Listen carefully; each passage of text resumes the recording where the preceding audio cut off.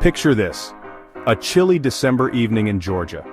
The air is crisp, and the streets are quiet, with only the occasional car passing by. It's the kind of night where you can see your breath in the air. Donald Trump, microphone in hand, addresses a roaring crowd. His voice cuts through the cold night, filled with confidence and bravado. He's back on the campaign trail, and the energy is electric. Supporters wave signs and chant his name, their enthusiasm palpable. Then, he drops a bombshell. The crowd falls silent, hanging on his every word. "We should just annex Canada," he quips, a mischievous glint in his eye. The statement is delivered with a smirk, leaving everyone wondering if he's serious. The crowd erupts in cheers, a mix of genuine excitement and bewildered laughter. Did he mean it? Was he serious? The atmosphere is charged with a strange mix of emotions. It wouldn't be the first time Trump had made an outlandish statement. His rallies are known for their unexpected twists and turns. But this time, it felt different. There was a weight to his words that hadn't been there before.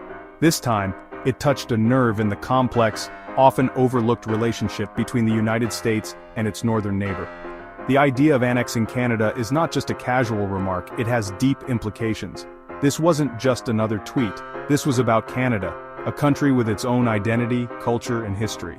The statement left everyone pondering the future of US-Canada relations. Let's face it, the US and Canada haven't always been the best of friends. Despite being neighbors, their relationship has had its fair share of ups and downs. Sure, we share the world's longest undefended border and a love for hockey, though Canadians might argue they're the only true fans. Hockey is more than just a sport, it's a cultural phenomenon in Canada. But beneath the surface lies a history sprinkled with tension and, dare we say, a touch of Canadian paranoia. These tensions have often been subtle but significant. Remember the War of 1812? Yeah, that was awkward. It was a time when the US tried to expand its territory northward. The US tried to take over Canada, and failed miserably. This conflict left a lasting mark on Canadian national identity. Then there were those pesky trade disputes, the occasional cultural squabble, and disagreements over policies that affected both nations. And let's not forget the ever-present shadow of American dominance looming large. The US's influence has always been a point of contention. The US, for its part, has often taken Canada for granted, viewing it as a friendly face to the north, always there, always polite, a friendly face to the north, always there, always polite. Canadians have often been seen as the more reserved and accommodating neighbors, but Trump's comment, even in jest, brought those simmering anxieties to the surface. It was a reminder that beneath the politeness, there are real concerns and historical grievances.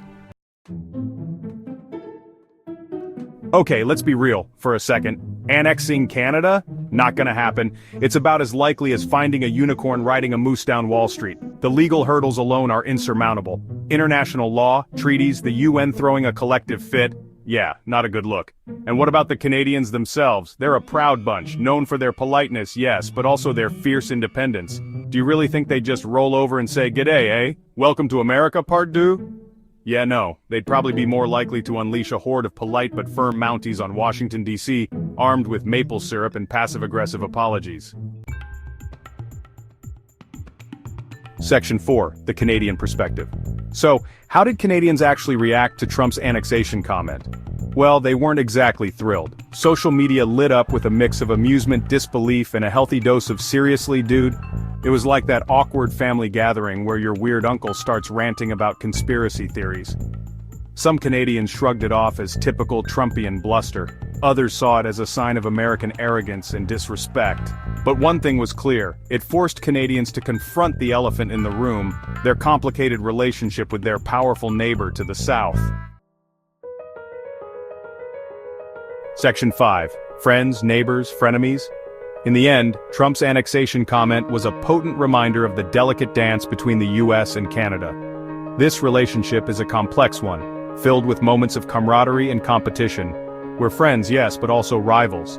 Our economies are deeply intertwined, yet we often find ourselves at odds over trade policies and environmental issues. Neighbors with shared interests but different identities. We celebrate our similarities, but our differences are what make our relationship unique. And sometimes, like all relationships, things can get a little messy. Disputes over tariffs, immigration policies, and even sports can create tension. The reality is, the US needs Canada. Our northern neighbor provides essential resources and a market for American goods. And Canada, for all its grumbling, needs the US too. The American market is crucial for Canadian businesses, and our cultural exchange enriches both nations. We're bound together by geography, history, and a whole lot of cross-border shopping trips. Families and friends often span the border, creating a unique blend of cultures. So, will Trump's annexation fantasy ever come true? Absolutely not. The sovereignty of both nations is firmly established and respected, but it did spark a conversation, albeit an uncomfortable one, about the future of the US-Canada relationship. It made us reflect on our shared values and the importance of maintaining a strong partnership. And in these uncertain times, maybe that's not such a bad thing after all. It reminds us to appreciate our neighbor and work together for a better future.